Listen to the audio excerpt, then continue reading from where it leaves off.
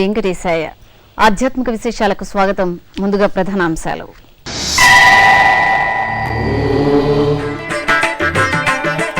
పుష్పశోభితంగా శ్రీవారి ఆలయం. ఆంగ్ల నూతన సంవత్సరానికి టీటీడీ చక్కని ఏర్పాట్లు.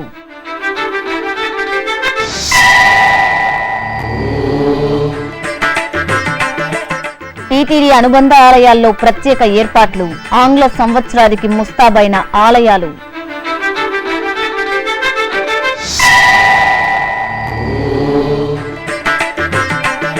ప్రతినిత్యం అదనంగా 15,000 మందికి పైగా శ్రీవారి దర్శనం.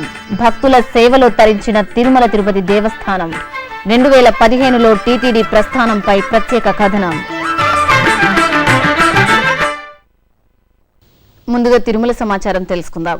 ఇప్పటి వరకు అందిన సమాచారం మేరకు శ్రీవారి దర్శనం వివరాలు, వసతి సముదాయాల సమాచారం, వాతావరణ విశేషాలు ఇలా ఉన్నాయి. ఇప్పటి వరకు 62,000 మంది భక్తులు శ్రీవారి దర్శనం చేసుకున్నారు. శ్రీవారి సర్వదర్శనానికి 2 గంటల సమయం పడుతోంది. దివ్య దర్శనానికి 2 గంటల సమయం పడుతోంది. తిరుమలలో 244 గదులు ఖాళీగా ఉన్నాయి. అలిపిరి మార్గంలో భక్తుల రాకపోకలు యథావిధిగా సాగుతున్నాయి. తిరుమలలో వాతావరణం గరిష్ట ఉష్ణోగ్రత 25 డిగ్రీల సెల్సియస్, కనిష్ట ఉష్ణోగ్రత 17 డిగ్రీల సెల్సియస్ గా ఉంది. తిరుమల శ్రీవారిని దర్శించడానికి దేశం నలుమూలల నుంచి తరలివచ్చే భక్తులకు సులభంగా శ్రీవారి దర్శనం కలిగేలా తిరుమల తిరుపతి దేవస్థానం ఇంటర్నెట్ ఈ సేవతో పాటుగా ఆయా జిల్లాల్లోని పోస్టాఫీసుల ద్వారా ముందస్తు టికెట్లను మంజూరు చేస్తోంది. శ్రీ వెంకటేశ్వర భక్తి ఛానల్ ద్వారా ఎప్పటికప్పుడు అందుబాటులో ఉన్న ఈ టికెట్ల వివరాలను టీటీడీ తెలియజేస్తోంది.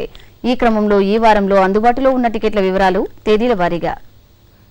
జనవరి 1వ తేదీ శుక్రవారం, 2వ తేదీ శనివారం టికెట్లు అందుబాటులో లేవు. జనవరి 3వ తేదీ ఆదివారం 1987 టికెట్లు. జనవరి 4వ తేదీ సోమవారం 12,143 టికెట్లు.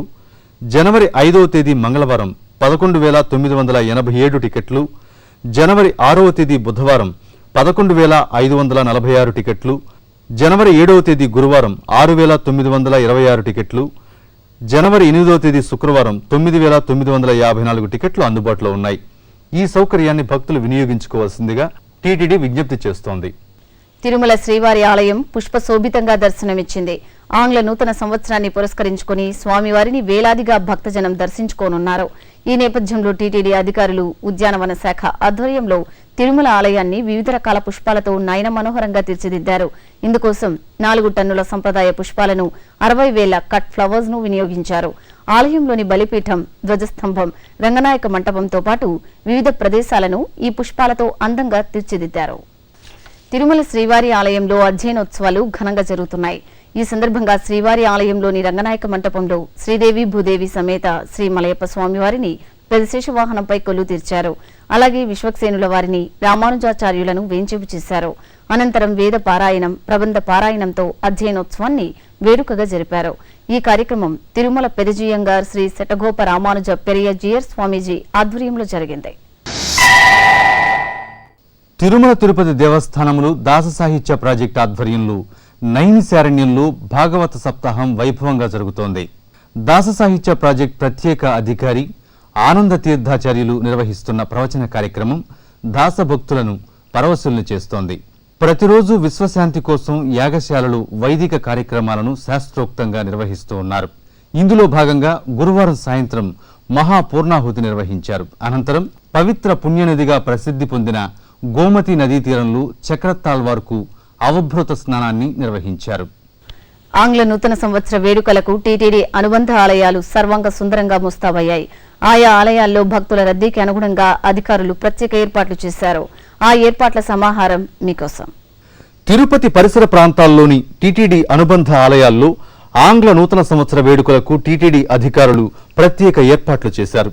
భక్తుల రద్దీ దృష్ట్యా క్యూలైన్లు, బ్యారికేడ్లు, చలువ పందిళ్లను ఏర్పాటు చేసి రంగవల్లులతో తీర్చిదిద్దారు.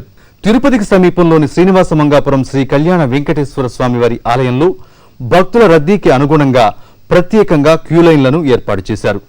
టీటీడీ ఉద్యోగులకు ప్రత్యేక ప్రవేశం ద్వారా దర్శనం కల్పించనున్నారు. అలాగే తిరుచానూరు శ్రీ పద్మావతి అమ్మవారి ఆలయాన్ని నూతన సంవత్సర వేడుకలకు శోభాయమానంగా తీర్చిదిద్దారు. తిరుమల స్వామివారిని దర్శించుకున్న భక్తులు ఇక్కడికి అధిక సంఖ్యలో వస్తారని భావించిన ఆలయ అధికారులు అందుకు అనుగుణంగా ఏర్పాట్లు చేశారు. తిరుపతికి సమీపంలోని అప్పలాయగుంట శ్రీ ప్రసన్న వెంకటేశ్వర స్వామివారి ఆలయం నూతన సంవత్సర వేడుకలకు సిద్ధమైంది. వేలాదిగా భక్తులు స్వామివారి దర్శనానికి వస్తారని అంచనా వేసిన అధికారులు తగు రీతిలో సౌకర్యాలను కల్పించారు.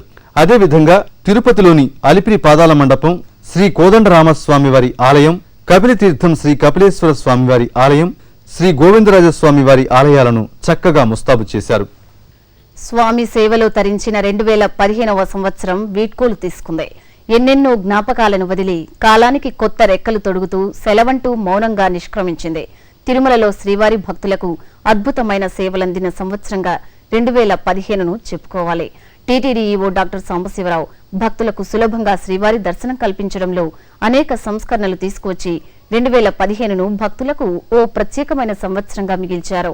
అందుకే 2015కు ఆత్మీయంగా వీడ్కోలు పలుకుతూ ఈ సంవత్సరం అందించిన తీపి గుర్తులను ఓసారి మననం చేసుకుందాం. 2015 సంవత్సరంలో భక్తుల సేవలో తిరుమల తిరుపతి దేవస్థానములు తరించింది. స్వామివారి దర్శనం సులభంగా కలిగేలా చూడటం, లడ్డూ ప్రసాద వితరణలో కొత్త పద్ధతులు, గదుల ఆన్లైన్ బుకింగ్ సౌకర్యాన్ని విస్తృతపరచడం, తిరుమలలో గదులు ఎవరి సిఫార్సులు లేకుండా తేలికగా దొరికేలా చూడటం, తలనీలాల సమర్పణకు వేచి ఉండే సమయాన్ని గణనీయంగా తగ్గేలా చూడటం, తిరుమలలో బస కోసం గదులపైనే ఆధారపడకుండా మాధవం వసతి సముదాయాన్ని అద్భుతంగా తీర్చిదిద్దడం, బ్రహ్మోత్సవాలను అత్యంత వైభవంగా నిర్వహించడం, ఈ ఏడాది పడిన వానలతో తిరుమల జలాశయాలు నిండి ఏడాదికి సరిపడా నీటి కొరత తీరిపోవడం, వైకుంఠ ఏకాదశి, ద్వాదశిలను చారిత్రాత్మకంగా నిర్వహించడం, ఇలా ఎన్నో మైలురాళ్లను అధిగమిస్తూ టీటీడీ 2016లోకి ప్రవేశిస్తోంది. గతాన్ని నెమరవేసుకుంటూ వర్తమానాన్ని భవిష్యత్తుకు పునాదిగా చేసుకుంటూ ముందుకు సాగుతున్న టీటీడీ జైత్రయాత్రను ఓసారి వెనక్కి తిరిగి చూద్దాం. ఈ ప్రస్థానంలో ముందుగా ప్రస్తావించుకోవాల్సిన అంశం 2015 జనవరి 26వ తేదీన జరిగిన రథసప్తమిని. సప్తవాహనాలపై సప్తగిరీసుడి దర్శనం, 2 లక్షల మంది భక్తజనం, పటిష్టమైన ప్రణాళికాబద్ధమైన ఆచరణ. ఇది 2015 జనవరి 26వ తేదీన తిరుమలలో రథసప్తమి జరిగిన తీరు.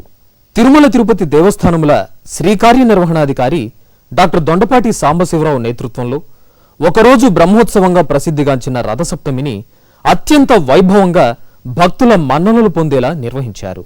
ఆ రోజు ఉదయం నుంచి గ్యాలరీల్లో వేచి ఉన్న భక్తుల కోసం తిరుమల తిరుపతి దేవస్థానములు చక్కని ఏర్పాట్లు చేసింది. భక్తుల కోసం మాడవీధులలో 13 అన్నప్రసాద వితరణ కేంద్రాలను ఏర్పాటు చేసి ఆ రోజునే భవిష్యత్తులో భక్తులకు ఎలాంటి సౌకర్యాలు కల్పించనున్నారో, శ్రీవారి దర్శనం ఎంత తేలికగా లభించనుందో తెలిసేలా చేశారు ఈవో డాక్టర్ సాంబశివరావు. ఇక శ్రీవారి దర్శన సమయాలు భక్తులకు తెలియజేసేలా తిరుమలలోని బ్రాడ్కాస్టింగ్ విధానంలో మైకుల ద్వారా ప్రకటించి తద్వారా శ్రీవారిని సులభంగా దర్శించుకునేలా చేశారు. నిజంగా ఆ రోజు టీటీడీ చరిత్రలో ఓ మైలురాయి అని చెప్పాలి. టీటీడీ ప్రసార వ్యవస్థను సమర్థవంతంగా వినియోగించుకోవడం ద్వారా కొండకు వచ్చిన భక్తులకు సరైన సమాచారం అందించేలా చేయడంలో ఈవో సాంబశివరావు చేసిన ఈ ప్రయత్నం ఓ విజయవంతమైన సమాచార ప్రక్రియగా చెప్పుకోవాలి.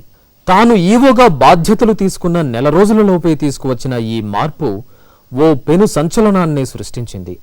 ఆనాటి నుంచి ఈ ప్రసార వ్యవస్థ ద్వారా శ్రీవారి దర్శనంతో పాటు గదుల ఖాళీల వివరాలు కూడా ఎప్పటికప్పుడు తెలియజేస్తూ భక్తులకు ఓ దిక్సూచిలా పనిచేస్తోంది. ఇక శ్రీవారి దర్శనం కోసం భక్తుల వేచి ఉండే సమయాన్ని పెద్ద ఎత్తున తగ్గించగలగడంలో TTD EO doctor D Sambasiva Rao సరికొత్త పంథాను అనుసరించారు. ఎప్పటికప్పుడు భక్తులు వేచి ఉన్న సంఖ్య, వారికి ఎంత సమయంలో దర్శనం కల్పించగలమనే అంచనాలతో తగిన చర్యలు తీసుకుంటూ క్షేత్రస్థాయిలో భక్తులతో మమేకమవుతూ వారికి త్వరితగతిన దర్శనం కల్పించేందుకు అటు ఆలయంలోని సిబ్బందికి, ఇటు వైకుంఠం క్యూ కాంప్లెక్స్ సిబ్బందికి మధ్య తగిన సమన్వయం కల్పించి భక్తులకు తేలికగా స్వామివారి దర్శనం కల్పించేలా చేశారు. దీనికి తోడు ఆలయంలో 3 లైన్ల విధానాన్ని మరింత బాగా ఉపయోగపడేలా తీర్చిదిద్దారు. ఇక్కడ బల్లల ఎత్తు పెంచి శ్రీవారి దర్శనం తేలికగా లభించేలా చర్యలు తీసుకున్నారు. దీనివలన సర్వదర్శనం భక్తులకు సగటున 6 గంటలలోపు, నడకదారి భక్తులు ప్రత్యేక ప్రవేశ దర్శనం భక్తులకు సగటున 2 గంటల లోపు శ్రీవారి దర్శనం లభిస్తుండటం ఈ ఏడాదిలో టీటీడీ భక్తులకు చేసిన గొప్ప మేలు అని చెప్పాలి. అందుకే 2014లో 2,26,00,000 మంది భక్తులకు దర్శనం కల్పించగలిగితే 2015లో 2,45,00,000 మంది భక్తులకు శ్రీవారి దర్శన భాగ్యం కల్పించగలిగారు. అంటే ఏడాది మొత్తం మీద 19 లక్షల మంది భక్తులకు అదనంగా శ్రీవారి దర్శన భాగ్యం కల్పించగలిగారు. ఇక రోజుల లెక్కల్లో చూస్తే ప్రతి నిత్యం 15,833 మందికి అదనంగా శ్రీవారి దర్శన భాగ్యం కల్పించారు. అలాగే లడ్డూల విషయానికొస్తే శ్రీవారి దర్శనానికి వేచి ఉండే భక్తులు బయట లడ్డూ ప్రసాదం వద్ద కూడా వేచి ఉండాల్సి రావడాన్ని గమనించి వైకుంఠం క్యూ కాంప్లెక్స్ 2లోనే లడ్డూ టోకెన్ల కౌంటర్లను ఏర్పాటు చేశారు.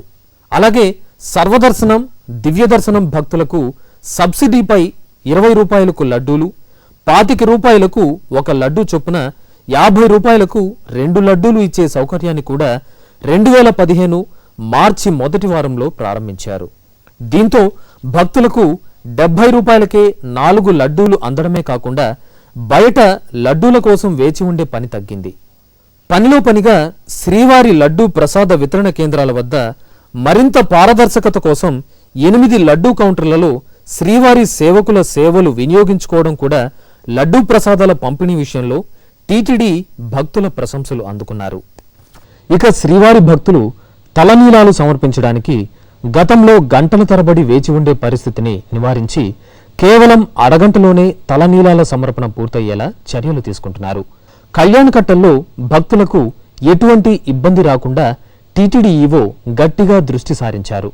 అందుకే 2014లో 1,16,89,795 మంది తలనీలాలు సమర్పిస్తే 2015లో 1,28,49,250 మంది భక్తులు శ్రీవారికి తలనీలాలు సమర్పించారు.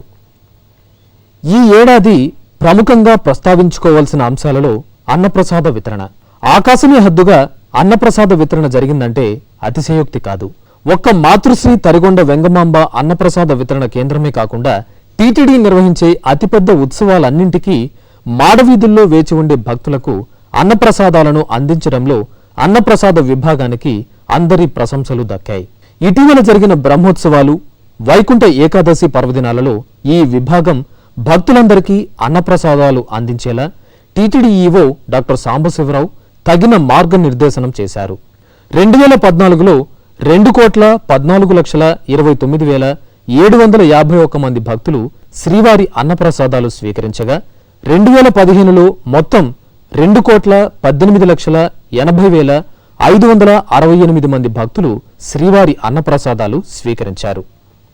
తిరుమలకు వచ్చిన భక్తులు బస కోసం ఇబ్బంది పడకుండా గదులు అందుబాటులో ఉండేలా ఎన్నో పటిష్టమైన విధానాలను టీటీడీ ఈ ఏడాది ప్రవేశపెట్టింది.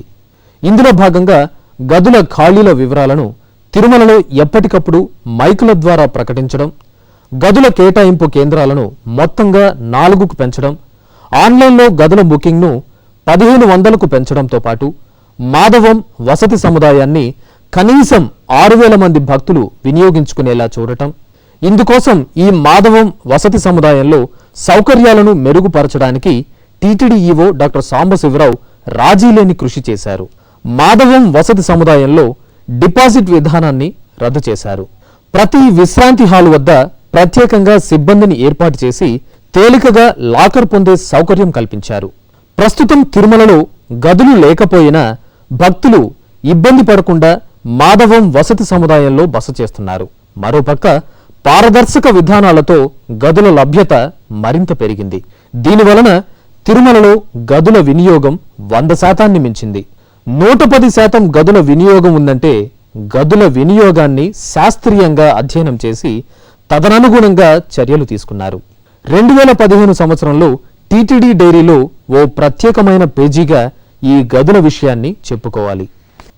ఈ ఏడాది వరుసగా 2 బ్రహ్మోత్సవాలు వచ్చినప్పటికీ బ్రహ్మోత్సవాలలో సైతం భక్తులందరికీ దర్శన భాగ్యం కల్పించడంలో టీటీడీ విజయం సాధించింది. అధిక మాసం కారణంగా వచ్చిన 2 బ్రహ్మోత్సవాలలో సకాలంలో వాహన సేవలు జరిగేలా చూడటం, అలాగే వచ్చిన భక్తులందరికీ దర్శన భాగ్యం కల్పించడం, గరుడ సేవ లాంటి ముఖ్యమైన పర్వదినాలను ప్రణాళికాబద్ధంగా నిర్వహించడం వలన ఈ బ్రహ్మోత్సవాలు విజయవంతమయ్యాయి, భక్తుల ప్రశంసలు అందుకున్నాయి. ఇక 300 రూపాయల ప్రత్యేక ప్రవేశ దర్శన విషయంలోనూ చక్కని మార్పులు తీసుకొచ్చారు. ఆన్లైన్ కోటాను విస్తృతం చేశారు. వివిధ రకాల సమయాలను కేటాయించారు. ప్రత్యేక ప్రవేశ దర్శనం భక్తులకు నిర్ణీత సమయంలోగా దర్శనమయ్యేలా ఏర్పాట్లు చేశారు. అలాగే పోస్టాఫీసులలోనూ ఈ 300 రూపాయల టికెట్లు లభించేలా చర్యలు తీసుకున్నారు. మరోపక్క తిరుమల శ్రీవారి ఆశీస్సులతో ఈ ఏడాది కురిసిన వానలతో తిరుమలలో నీటి కొరత తీరిపోయింది. తిరుమలలోని జలాశయాలన్నీ నిండుకుండలను తలపించాయి. గోగర్భం, పాప వినాశనం గేట్లను కూడా ఎత్తివేయాల్సి వచ్చింది. దాదాపు ఏడాదికి పైగా తిరుమల నీటి అవసరాలు తీరేలా వానలు పడటం ఎంతో సంతృప్తినిచ్చింది. మరోపక్క కనుమదారులలో కొన్ని సమస్యలు ఎదురయ్యాయి. వానలు పడిన కారణంగా మెత్తని మట్టి కరిగి బండరాళ్లు పడటంతో వాహనాలను దారి మళ్లించారు.